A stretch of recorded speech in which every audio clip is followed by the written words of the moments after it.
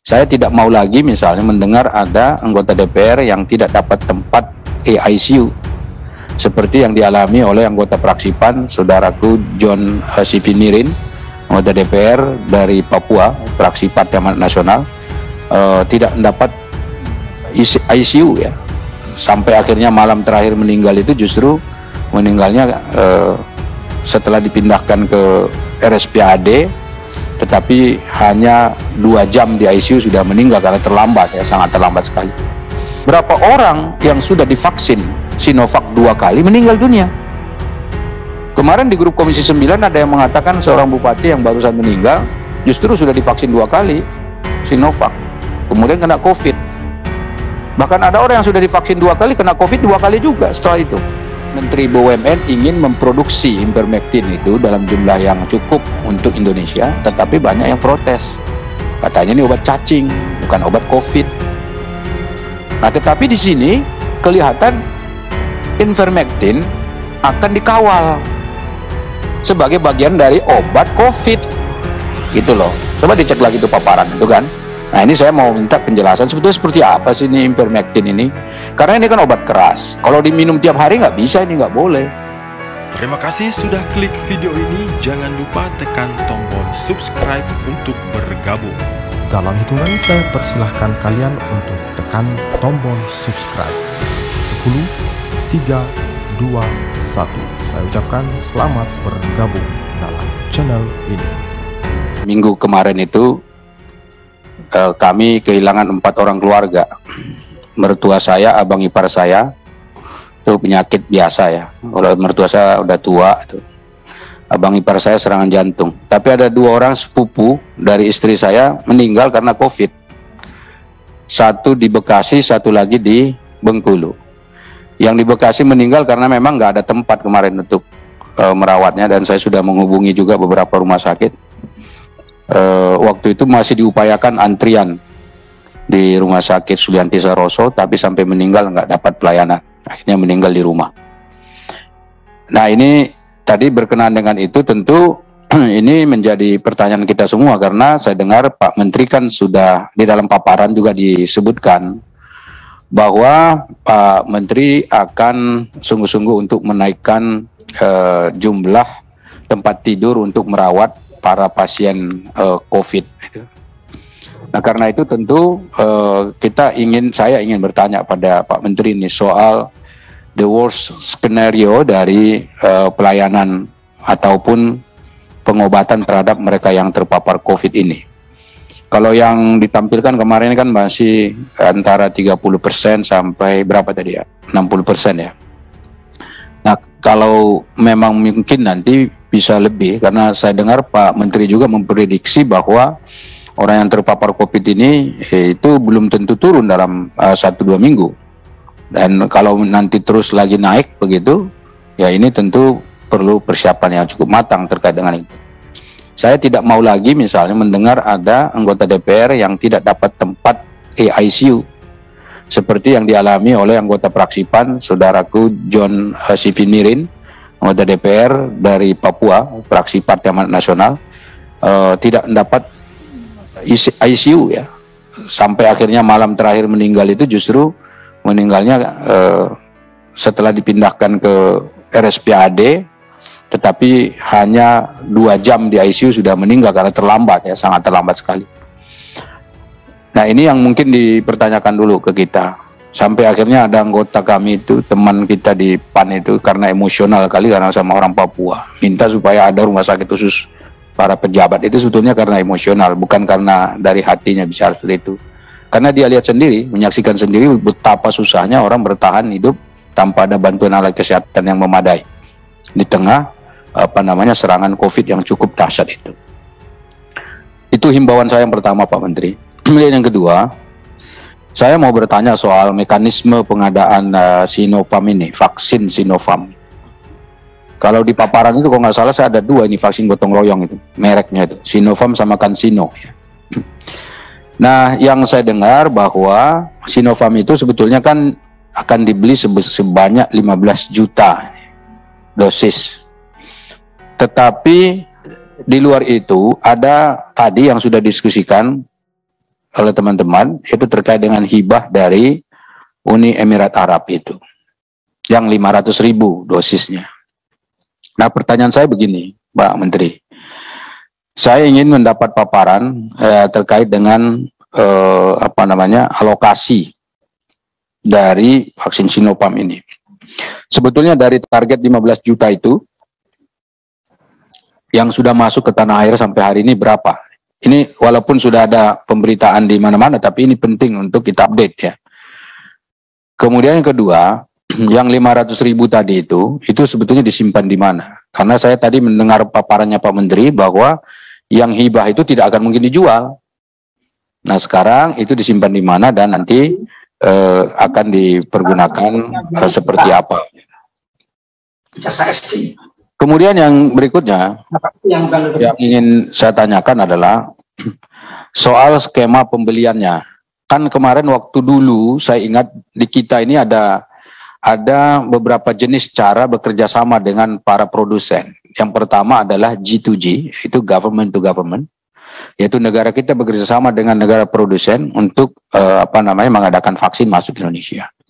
Ada yang B2G, yaitu business to government, yaitu perusahaan di Indonesia atau Bio Farma bekerja sama dengan pemerintah pembuat vaksin atau produsen vaksin. Tapi ada yang B2B, yaitu business to business, ya kan? Lalu ada lagi yang G2B, artinya Government of Indonesia dengan bisnis, yaitu perusahaan yang ada di luar negeri. Nah, saya mau tanya ini yang soal khusus terkait dengan Sinopharm ini. Mekanisme mana yang dipakai? Apakah business to business atau government to business atau apa? Kenapa ini penting? Karena di dalam paparan itu dijelaskan bahwa uang untuk pengadaan Sinopharm itu bukan pakai APBN. Kan itu penjelasannya. Kalau bukan pakai uang APBN berarti mekanisme yang dipakai apa? Apakah benar murni business to business atau seperti apa? Lalu kalau misalnya bukan pakai uang APBN, uang apa yang dipakai untuk belinya? Apakah misalnya pakai uang Bio Farma? Lalu nanti setelah datang ke Indonesia, Bio Farma menjual ke siapa? Jual ke perusahaan-perusahaan yang tadi berkumpul di bawah naungan Kadin itu. Lalu yang kedua sekarang diperluas, akan dijual kepada individu-individu yang sukarela mau untuk divaksin dengan Sinopharm itu. Nah, karena itu ini penting sekali menurut saya untuk dijelaskan supaya kita tidak menduga-duga. Dan ini bagian daripada keterbukaan supaya kita juga bisa menjelaskan ke masyarakat. Karena ini sudah menjadi isu yang saya kira tentu menurut saya kalau tidak dibuka secara luas ini malah nanti tidak baik. Karena sejauh ini saya memberikan apresiasi kepada Kementerian Kesehatan yang sungguh-sungguh untuk melaksanakan vaksinasi. Tetapi jangan karena misalnya kasus yang seperti ini malah justru seakan-akan ada hal-hal yang tidak baik di pandangan masyarakat itu. Itu yang disebut dengan jangan karena nila setitik lalu rusak susu sebelanga. Jadi ini bagian yang penting juga saya kira perlu dijelaskan. Karena apa? Itu kemarin salah seorang juru bicara kalau nggak salah itu ya dari Kementerian BUMN itu bicara dengan saya bahwa katanya ini kan sedikit ini jumlahnya yang berbayar apa itu individual itu. Jadi tidak signifikan sekali sebetulnya untuk menambah penghasilan. Lalu ada simulasi yang beredar di medsos, kan rencananya ada 7,5 juta yang akan disuntikkan ya untuk vaksin gotong royong sampai bulan September. Nah, kalau 7,5 juta akan divaksin, harga vaksinnya sekian, lalu biaya layanannya sekian, lalu 20% itu kan menurut ketentuan yang ada dibolehkan untuk ambil keuntungan. Jadi kalau 20% itu totalnya kalau nggak salah saya akhirnya nanti akan dapatlah sekitar 1,43 triliun dari simulasi itu. Itu keuntungannya saja. Mungkin bagi orang itu sedikit, tapi bagi kita itu besar jumlahnya. Nah, karena itu ini menurut saya tidak juga bisa disebut kecil, karena memang alokasi yang disiapkan 7,5 juta orang yang untuk divaksin itu. Nah, ini mungkin bagian yang kedua yang ingin saya pertanyakan. Kemudian ada beberapa argumen yang saya kira perlu disusun lagi oleh pemerintah terkait dengan ini. untuk menghindari hal-hal yang tidak diinginkan ya, persepsi yang salah, tafsir yang tidak baik. Yaitu soal begini, itu kan ada apa namanya argumen yang pertama, katanya pemerintah ingin memaksimalkan terlebih dahulu pelayanan vaksin gotong royong melalui badan usaha. Ya kan? Dan saya kira ini betul. Nah, kalau memang mau memaksimalkan melalui badan usaha, saya kira ini kita apresiasi karena tidak akan memberatkan orang per orang, individu per individu, karena yang akan dibebankan untuk membiayai semua kegiatan vaksinasi itu adalah apa namanya, badan usaha atau pengusaha, yang saya kira tentu itu ada bagian dari tanggung jawab sosial dari para pengusaha yang selama ini mungkin dapat untung. Nah, sekarang masanya dia untuk memberikan sesuatu pada pekerjanya. Kemudian yang kedua, ada yang mengatakan bahwa ini kan untuk memberikan pemerataan akses terhadap vaksin. Ada banyak katanya anggota kelompok masyarakat dari golongan menengah ke atas yang agak susah juga mendapatkan akses pada vaksin itu. Saya ingin mempertanyakan soal ini karena dalam faktanya saya lihat justru orang-orang yang ada di daerah perkotaan ini malah justru lebih banyak dan mudah untuk mengakses vaksin.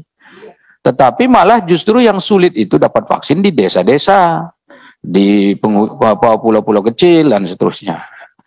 Nah, ini kan perlu dipertanyakan apakah betul alasannya itu atau alasannya yang lain.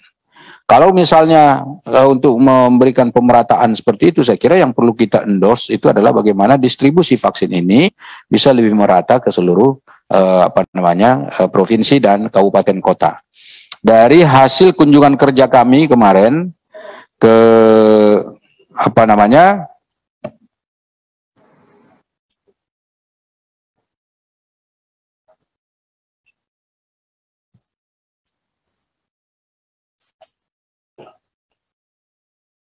Ketua Umum Partai. Jadi, nah ini alasan-alasan ini penting diperbaiki, karena saya tidak mau juga Kementerian Kesehatan menjadi mitra kita ini nanti malah jadi jadi bulan-bulanan gitu. Karena dalam 3 hari terakhir ini jujur saja kita juga kesulitan menjawab itu karena kita tidak tahu asal muasalnya ini. Yang soalnya kita tahu adalah vaksin gotong royong untuk perusahaan di situ sampai keluar Permenkes atau PMK nomor 19 tahun 2021 itu. Bapak Ibu Saudara yang saya hormati, yang berikutnya saya ingin menanyakan juga ini ada kaitannya dengan Badan POM ya. Sebetulnya berapa sih sebetulnya tadi vaksin yang ada ini, yang di Sinopharm ini, yang sudah ada di kita di Indonesia ini? Kenapa ini menjadi penting? Karena berdasarkan paparan Badan POM, khususnya pada halaman 6 yang disampaikan oleh Bu Penny tadi, itu vaksin AstraZeneca dan Sinopharm itu ada sebanyak 9,6 juta dosis. Padahal tadi disebut Sinopharm itu akan ada 15 juta, ada 500.000 yang bentuknya hibah. Nah, sementara ini AstraZeneca dan Sinopharm itu yang adanya cuma 9,6 juta dosis. Nah, ini mungkin perlu diperjelas juga supaya kita tahu nanti mengukur ya seperti apa sih nanti target dan sasaran kita. Karena keberhasilan daripada vaksinasi ini salah satunya adalah ketersediaan daripada vaksin itu sendiri. Kemudian yang berikutnya yang ingin saya tanyakan adalah Pak Menteri di dalam paparannya itu tadi menjelaskan ada beberapa obat yang sekarang dikawal. Dalam artian ketersediaan obat itu. Salah satu yang ada di dalam daftar list yang saya sudah perhatikan di paparan itu adalah Ivermectin. Ya kan? Kenapa saya menyoroti Ivermectin? Karena Ivermectin sempat menjadi isu. Kenapa? Karena Menteri BUMN ingin memproduksi Ivermectin itu dalam jumlah yang cukup untuk Indonesia, tetapi banyak yang protes. Katanya ini obat cacing, bukan obat COVID. Nah, tetapi di sini kelihatan Ivermectin akan dikawal sebagai bagian dari obat COVID, gitu loh. Coba dicek lagi itu paparan itu kan. Nah, ini saya mau minta penjelasan sebetulnya seperti apa sih ini Ivermectin ini? Karena ini kan obat keras. Kalau diminum tiap hari nggak bisa, ini nggak boleh, ya kan? Bahkan nggak boleh diminum dalam 1 kali seminggu juga, kayaknya ini nggak boleh. Kelihatannya saya nggak tahu ini, karena saya juga belum pernah minum ini ivermectin. Saya juga nggak tahu nih seperti apa yang dimaksud di sini. Nah, ini mungkin bagian penting ya terkait obat-obatan itu. Di samping itu tentu saya berharap kepada Pak Menteri untuk bisa menjelaskan nanti secara utuh terkait dengan obat-obatan itu. Kita tidak mau misalnya ada orang-orang yang sakit tidak mendapatkan akses sama sekali dengan obat-obatan itu. Kemudian saya mendapat titipan pertanyaan dari masyarakat yang WA ke saya ini. Saya akan menyampaikan sebagai bentuk dari penyaluran aspirasi. Yang ditanyakan yang pertama adalah, di sini disebutkan ada 1,4 juta tenaga kesehatan yang sudah divaksin lengkap dengan Sinovac itu. Nah, pertanyaan yang disampaikan adalah, setelah divaksin sebanyak 1,4 juta itu, berapa orang tenaga kesehatan kita yang terinfeksi setelah divaksin? Ini loh. Ini mohon, ini ada nggak datanya ya? Saya nggak tahu ada datanya apa nggak, tapi ini pertanyaan pinter ini menurut saya.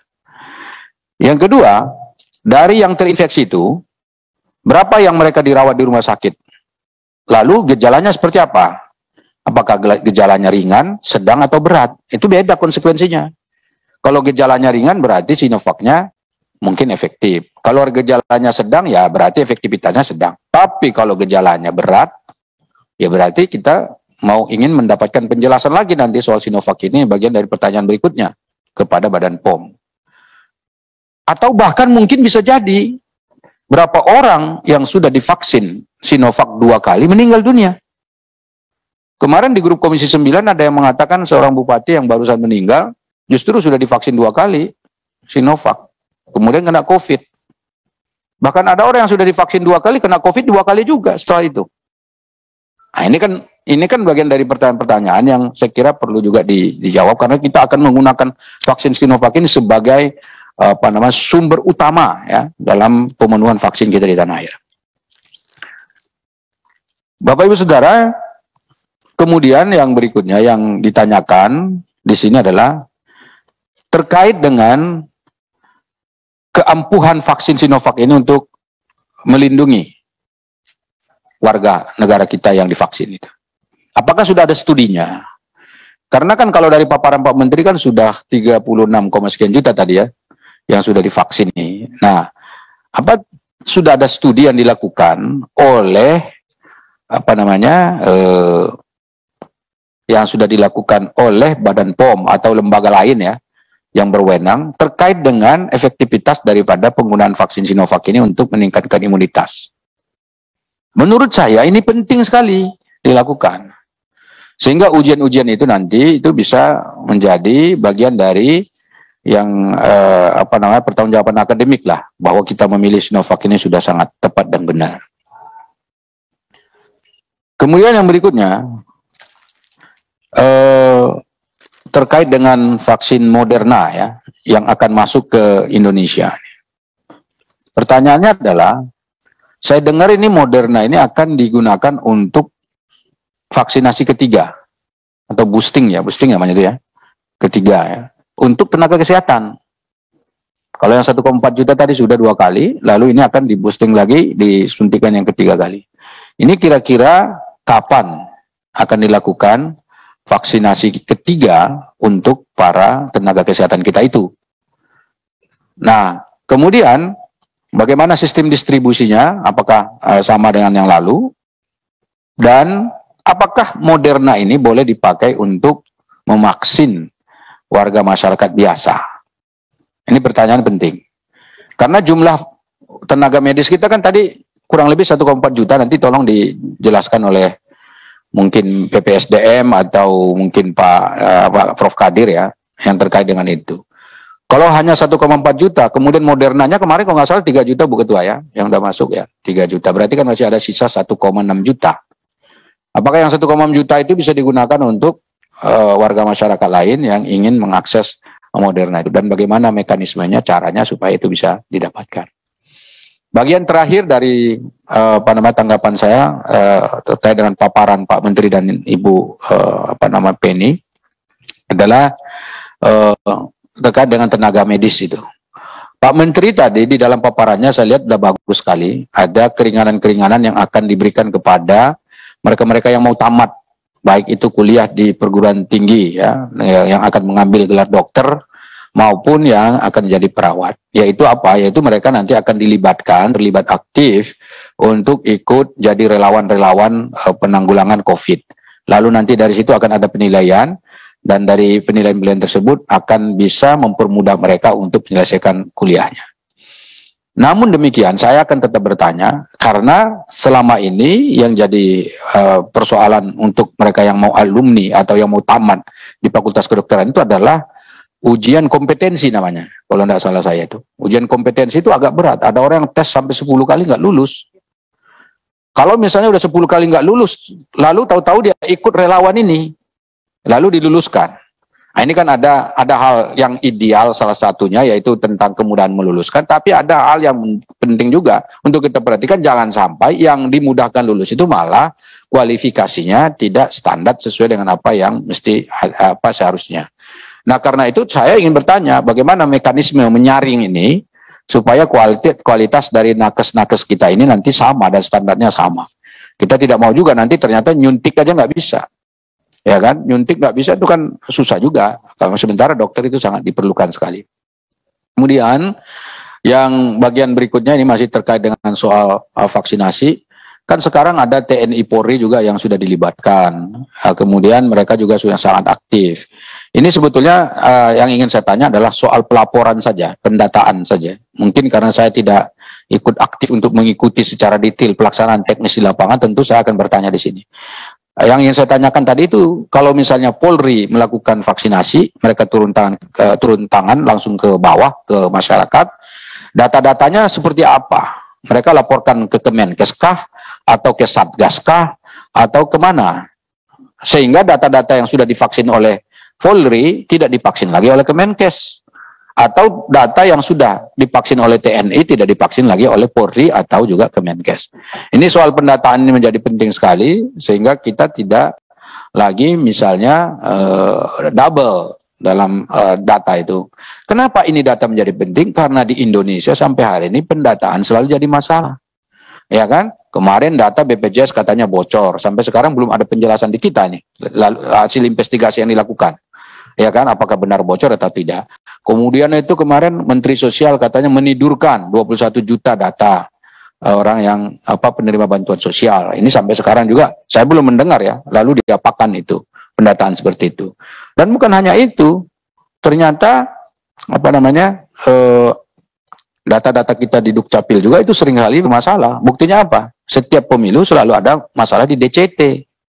Daftar calon tetap ya, bukan DPT ya, daftar pemilih tetap ya. Nah itu DPT itu selalu bermasalah dan itu bisa menimbulkan perdebatan juga antara partai-partai dengan penyelenggara dalam hal ini KPU dan Bawaslu.